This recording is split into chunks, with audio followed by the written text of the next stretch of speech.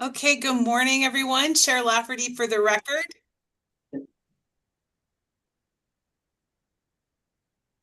Thank you, Ella. We're recording. Yes. Good morning, everybody. Chair Lafferty for the record. It is 10 a.m. on November 4th, 2025. Let's open the Nevada Hazard Mitigation Working Group meeting. Ella, can you please call the roll for us? Ella Ramirez for the record. Heather Lafferty. Present. Andrew Trelease. I'm here. Stephen Across. Here. Eric Antle.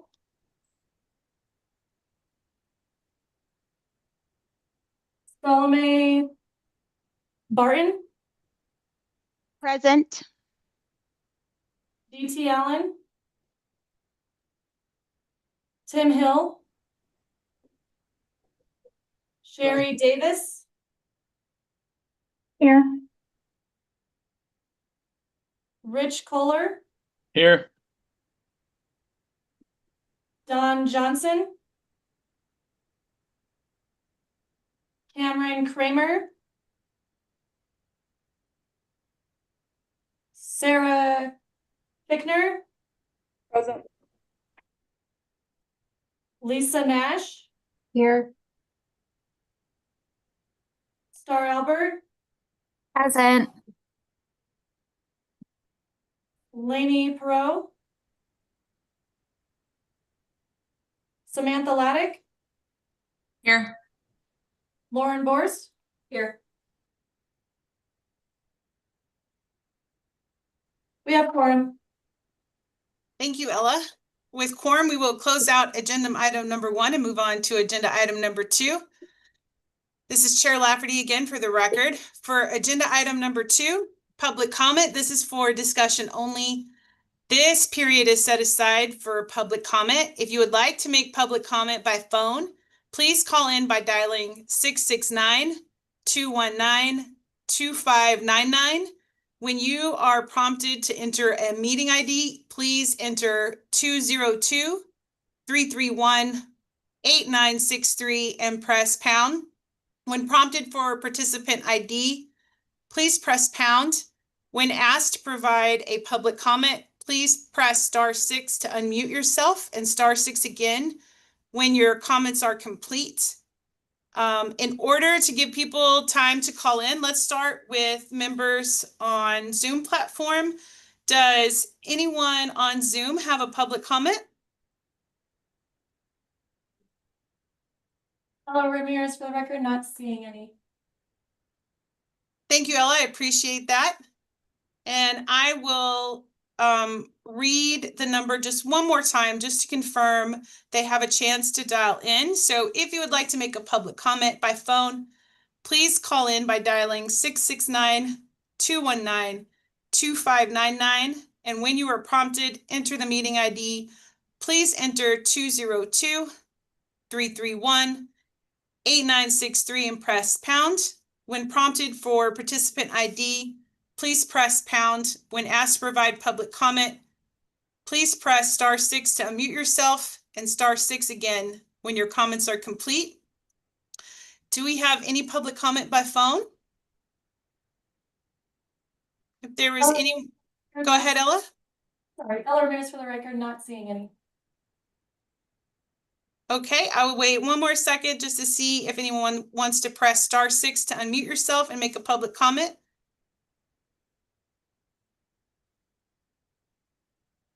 Okay, thank you, Ella. We will carry on. I'm not hearing any further public comment, so I will close agenda item number 2 and move on to agenda item number 3. Again, Chair Lafferty for the record, agenda item number 3, approval of minutes from our August 5th, 2025 meeting. This is for discussion and possible action. Would anyone like to discuss the minutes?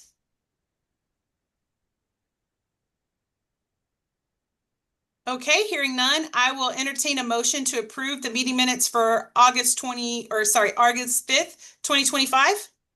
Andrew Trelease, motion to approve the minutes. Thank you, Andrew. Do I have a second? Oh, Oh. go ahead. Sorry, Heather. Star Albert, second to approve. Thank you, Star. I appreciate that. I like initiative. Okay, so we have a first by Andrew and a second by Star. Let's take a vote. All in favor of approving the meeting minutes from August 5th, 2025, please say aye. Aye. Thank you. Any opposed? Say nay. All right, motion passes unanimously. I will close out our agenda item number 3 and move on to agenda item number 4. Again, this is Chair Lafferty for the record. Agenda item number 4, introduction of our new Assistant State Hazard Mitigation Officer and program updates. This is for discussion only. Good morning, everyone. Thank you for joining us today on the Hazard Mitigation Working Group. This is my second time, and I'm starting to get a hang of things, so I appreciate you hanging in there with us. Before we dive into our programmatic updates, though, I'm pleased to introduce a new member of our Nevada State Mitigation Team, Zach McCauley, and he has joined us as the Assistant State Hazard Mitigation Officer. So he will be my right-hand man in mitigation and help reestablish this program and get us back on track. Zach will be working closely with me and all as we continue our mitigation efforts across Nevada. Zach, I'll turn it over to you to introduce yourself and share a bit about your background. Zach McCullough here. Thank you, Heather. Good morning, everyone. My name is Zach McCullough, the new Assistant State Hazard Mitigation Officer for Nevada OEM. A little background about myself is I interned here back in 2024 in the mitigation sector, and I believe that really assisted me with knowledge on mitigation, even though there is still lots to learn. So also please be patient with me as well. However, I do really I enjoy assisting our partners. So if you have any questions or need any assistance, please feel free to reach out. Back to you, Heather. Thank you, Zach, and we're excited to have you.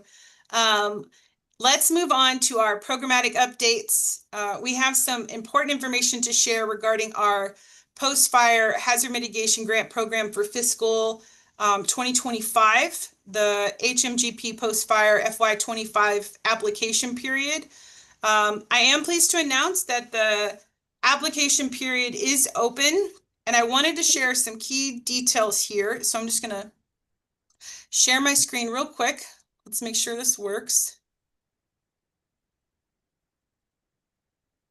Ella, can you see the screen okay? Yes, Ella for the record, yes. Excellent. Okay, so this was sent out to our OEM distros and listservs in October. The FY25, again, application period has opened. And so I kind of want to just take the team through it and talk about where we are, especially with some of the federal, I don't know what we want to call them, challenges, shenanigans going on.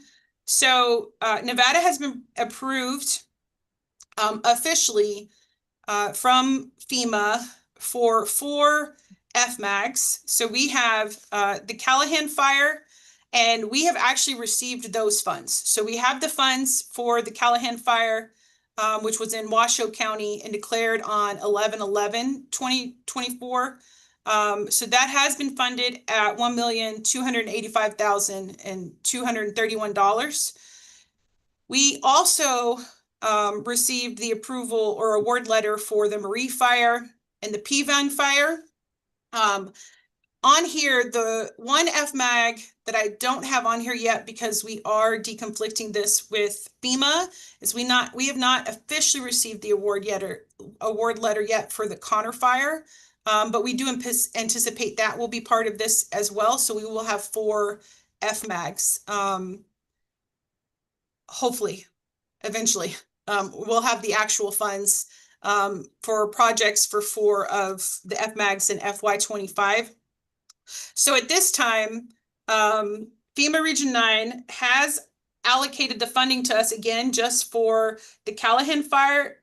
And this kind of breaks down into, for planning projects, that breaks down to approximately 7% of that, which is $1,966 for initiative projects.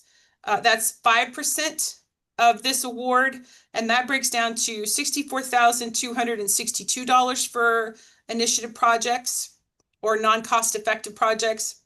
And then for regular projects, that's the remaining of the funds, which is $1,131,003.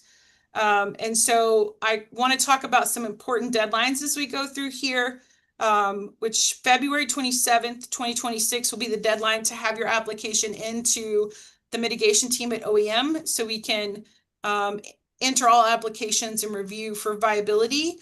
And then our deadline with FEMA to have those applications in is March 30th, 2026.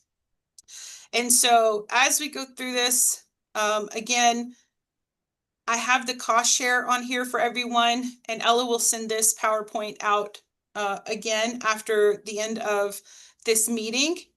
And along with the references are where you can go to find applications and information, the Hazard Mitigation Assistance Program Policy Guide, and all of that information.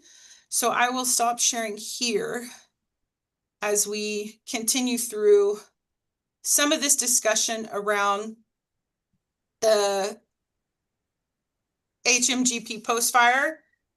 So it does require a 75% federal and 25% non-federal cost share. The non-federal match can be in cash, in-kind contributions, or a combination, but it cannot be federal funds already used as a match for another federal award. One of the things I wanted to talk about with this group kind of moving forward is we want to make sure we're really prioritizing and being transparent with these projects and how we review and rank and award sub-applications. So this working group will work to rank and vote on applications submitted for post-fire based on the following priority criteria. So our first priority for this application award money will be projects located in the specific area impacted by the fire for which the FMAG was granted. Our second priority when evaluating and ranking will be projects located within the county where the FMAG occurred. In this case, the funds that we have available right now are Washoe County. And then the third priority will be after those projects, all other eligible projects statewide. And so critical information to kind of think through is, while we currently have funding allocated for only the Callahan fire, we still strongly encourage all eligible sub-applicants to begin developing and submitting applications for projects related to all 4 FMAGs. That includes the Callahan, Marie, Connor, and Peavine fires. Any projects submitted for the Marie, Peavine, and Connor fire, which are not yet funded, which we haven't received fund for, we're going to still rank and evaluate them before our application deadline, and then along with the Callahan fire projects, and then waitlist pending funding allocation from FEMA. So any of those projects that we haven't received funding before, we still want to submit applications, develop the projects, and then we will waitlist those. So as soon as we have that funding, we can just go and submit those applications.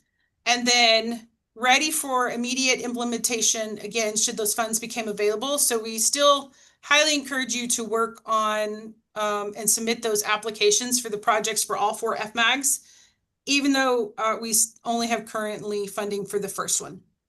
And again, eligible projects include, wildfire mitigation, seismic retrofit, drought mitigation, flood control, mitigation reconstruction, utility and infrastructure protection, codes and standards, acquisitions, and education and awareness projects.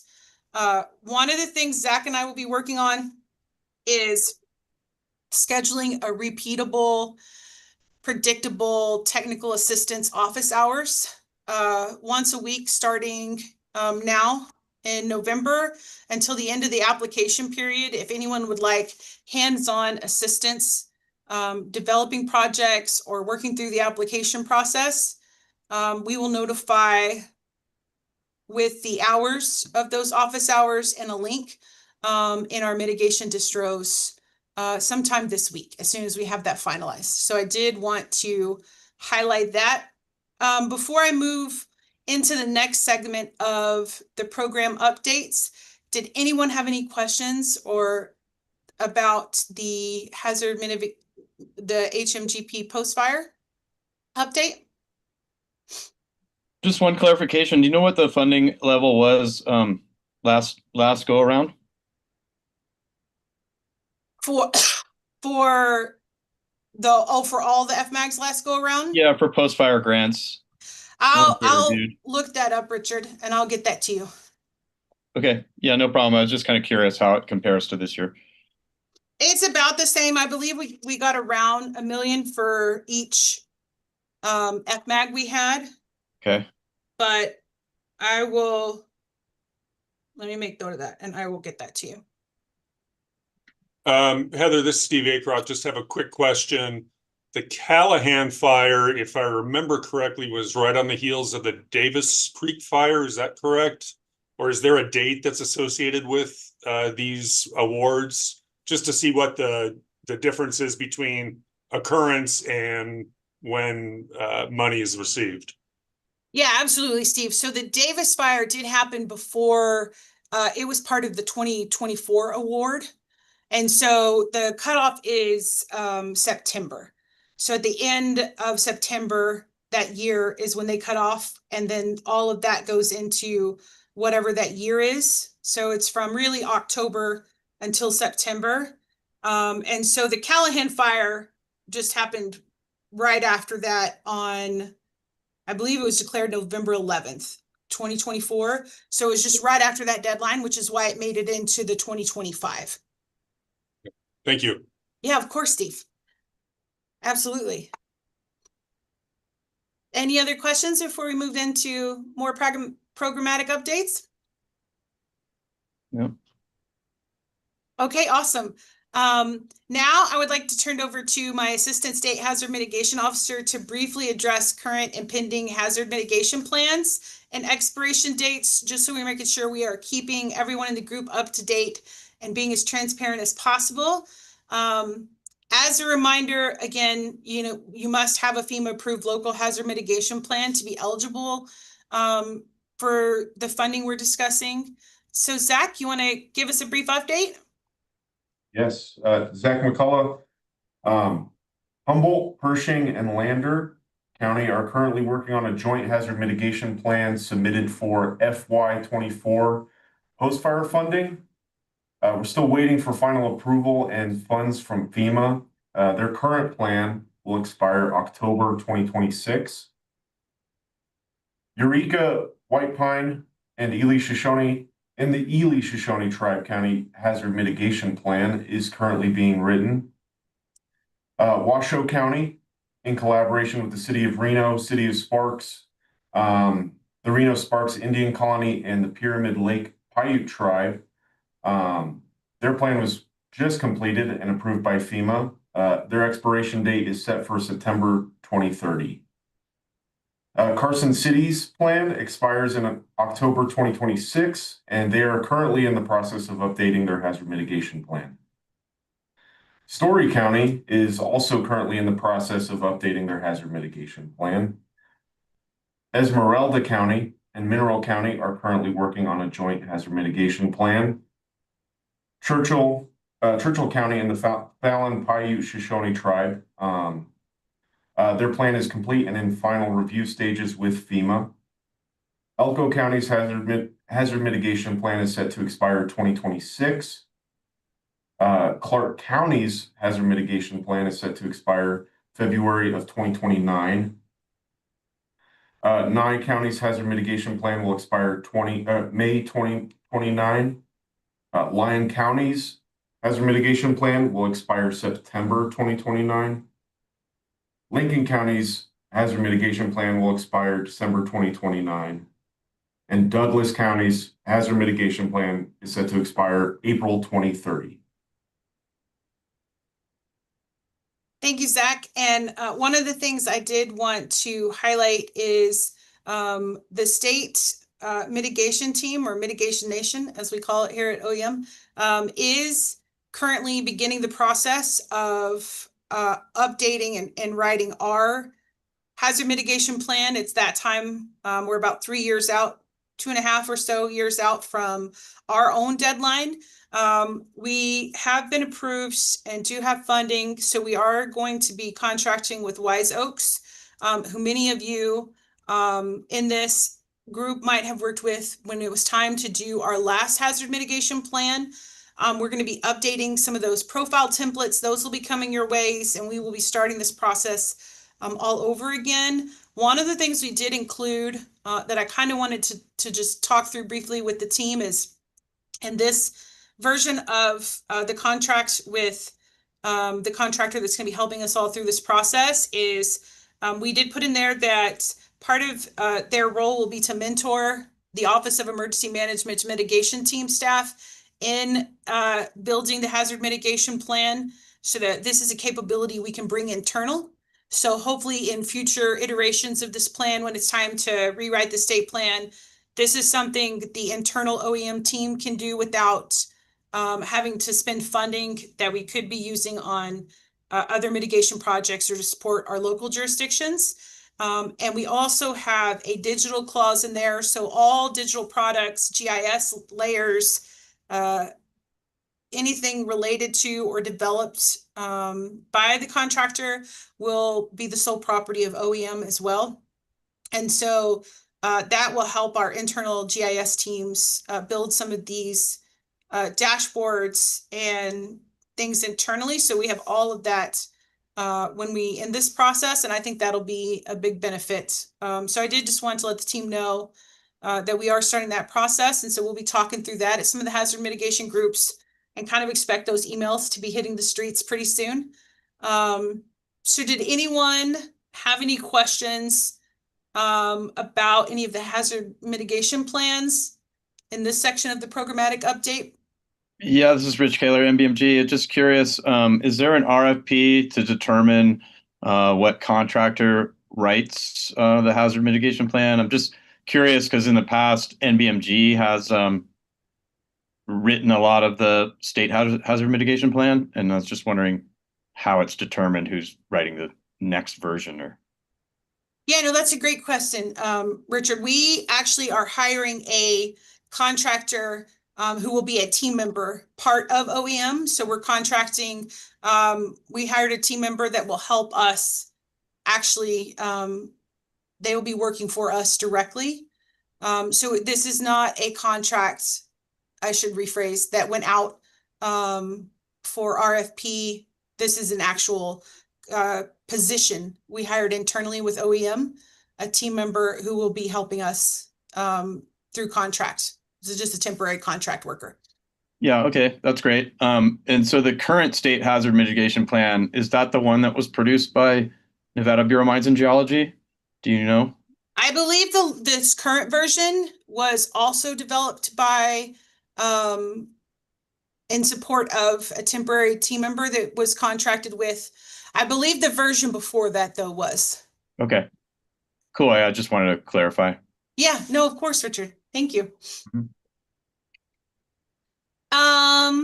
Hand up in the room. Okay. Hand up in the room. Hey Heather, Lauren Borst for the record. Just real quick, Rich, can you expand on that acronym you used for the prior contract, please? Oh, and NBMG, Nevada Bureau of Mines and Geology. That's where I'm employed, and I just know that I've been here 10 years, and I know when I was first here, we were writing the hazard mitigation plan for the state. So if we're not doing it anymore, that's fine. I just wanted to clarify where we stood in the potentially getting to contribute to that. It'll be heavy contribution. We will be leaning on you heavily. So maybe for review of what the contractors come up with and that sort of thing. Yeah, and we'll have you as part of all of the intention was to have you specifically as part of all of the planning processes when the planning battle rhythm is set. We're just in the beginning phases of getting all this stood up and the process going. And we just wanted to let everyone know as soon as, like, way ahead of time. Great. Yeah. Thanks, Richard. Mhm. Okay, so are there any more questions before we move forward? No. Nope. Okay, I will close out agenda item number 4. I know that was a lot of information we just threw at you. I appreciate you letting us throw it at you, and move on to agenda item number 5. Agenda item number 5, again, Chair Lefferty for the record, is with Shay Sloan, our OEM grants supervisor and preparedness grants supervisor, who will review the status of all current hazard mitigation grants programs and anticipated funding opportunities and challenges. And we know there's a lot of challenges out in the funding world right now. This is for discussion only. Shay? Good morning, Shay Sloan for the record. I think you covered a lot of it in the previous agenda item, but at this time, there aren't any other major updates for mitigation grants, especially with the end of BRIC and the government shutdown. Everything is slowed down or is on hold.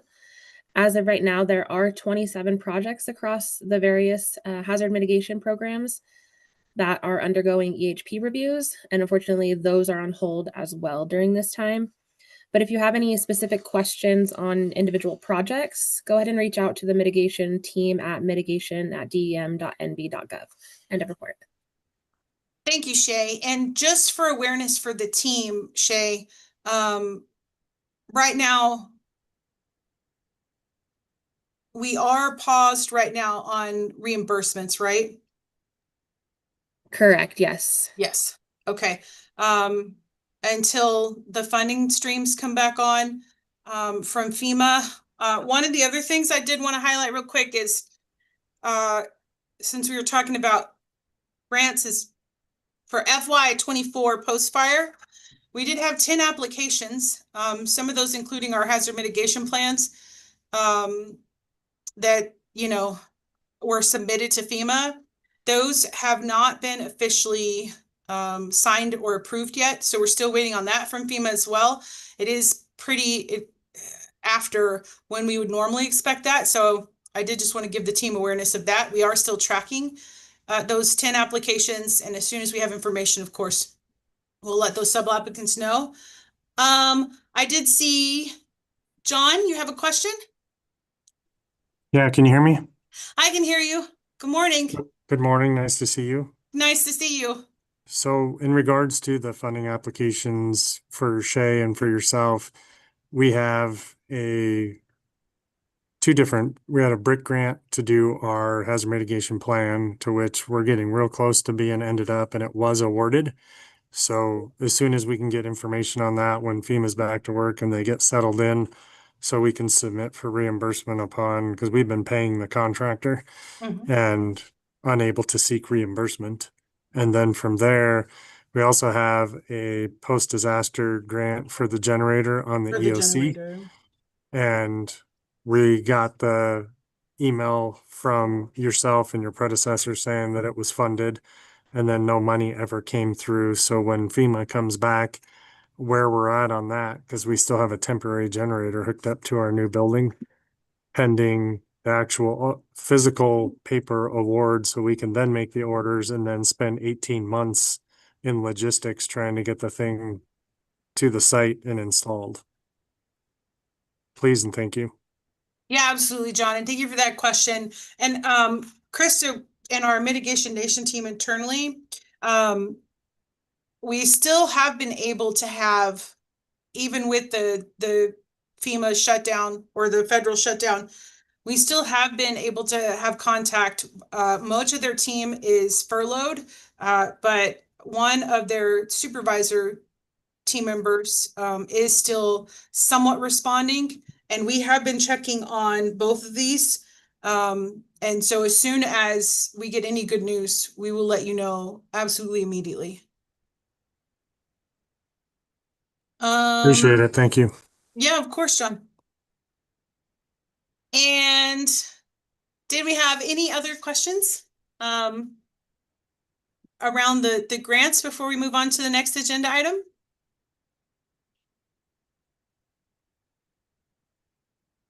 Okay, I will close out agenda item number 5 and move on to agenda item number 6. Again, this is Chair Lafferty. Agenda item number 6, the National Earthquake Hazards Reduction Program, Individual State Earthquake Assistance Notice of Funding Opportunity for FY24 and 25. This is for discussion only. As I have taken over the role of SHMO, or State Hazard Mitigation Officer, and started to track where our project statuses are, I did want to let the group know, because again, I want to make sure we're always leading with transparency and integrity, that unfortunately the FY25 NEHRP funding was placed on hold. Programmatically, the impact that has of that money being on hold is that with the programmatic setbacks that existed before that money went on hold, we have fallen behind on planned activities in the previous years of this grant. And so after careful assessment, we've determined that we will not be able to meet our project objectives for this period of performance. And as a result, FY24 funds will be deobligated back, because FEMA has advised, even with the funding holds, they do not anticipate extensions, especially if there's a granted around programmatic delays. And so I did want to just let the group know where we are on that one. For FY25 NEHRP, on a more positive note, we did get that. We were awarded that. So that application, which was my first application trying with the NEHRP, we were awarded. So we have started the programmatic work on this year's project, which we kind of went over in length in the last quarter's work group meeting. So that is ongoing. And we might be reaching out to some of the ones on the call here for that. Are there any questions around NEHRP?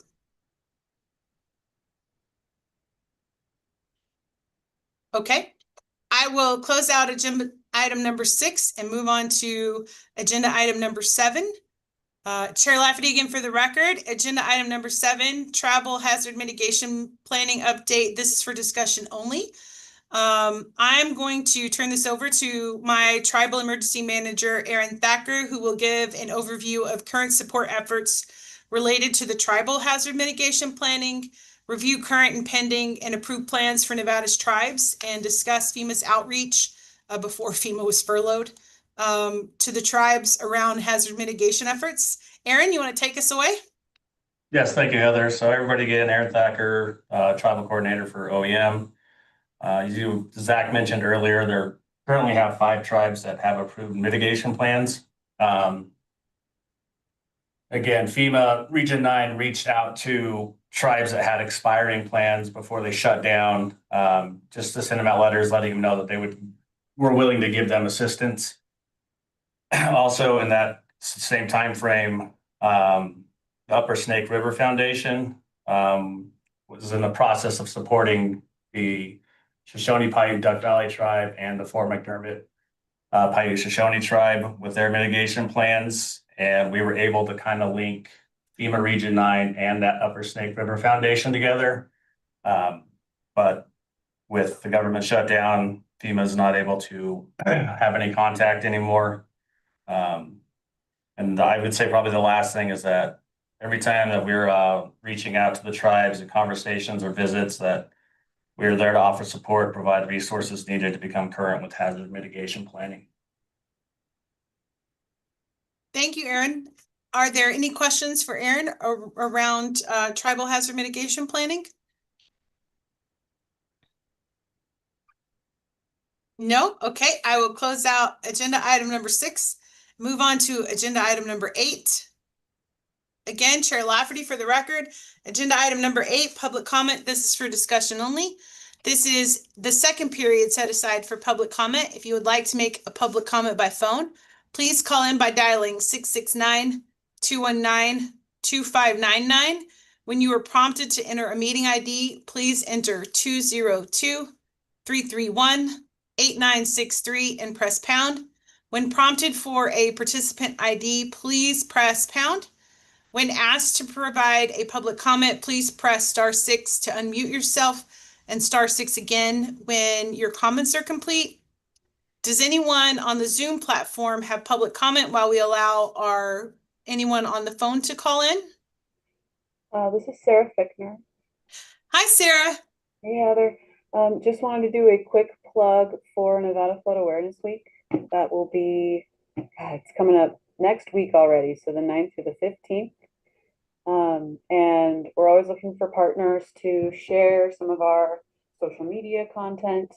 And so if you're with an entity that has a Facebook page and can share some of that flood risk awareness stuff, that would be amazing.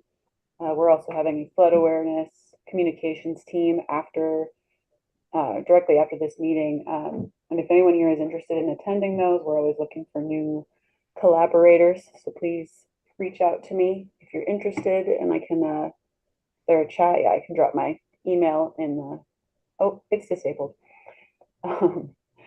People can reach out to you to get my my email address if they're interested. Hey, Sarah, this is Lauren Vorse for the record. If you want to email that to me, I can send it out to the group. Absolutely. Thank you so much. Of course. Thank you, Sarah. We appreciate that. Do we have any other public comment on Zoom? El Ramirez for the record. Don Johnson, I saw you come online. Can you please confirm? Yeah, I'm here. Thank you. Hi, Dawn. Thank you. Okay, so we will check again. Let's move on to the phone. If there's anyone on the phone who would like to make a public comment, please remember to press *6 to unmute yourself and make your public comment now.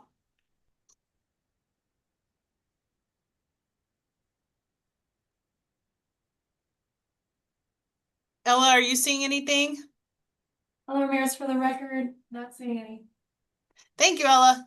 I am not hearing any further public comments, so I will close item number 8 and move on to agenda item number 9. Agenda item number 9, Chair Lafferty, agenda item adjourned for this discussion for possible action. I will accept a motion to adjourn. Andrew Trelease, motion to adjourn. Sarah Fickner, I second. Thank you, Andrew. We have a first by Andrew and a second by Sarah. Let's take a vote. All in favor of adjourning this meeting, please say aye. Aye. Aye. Aye. Thank you. Any opposed, say nay.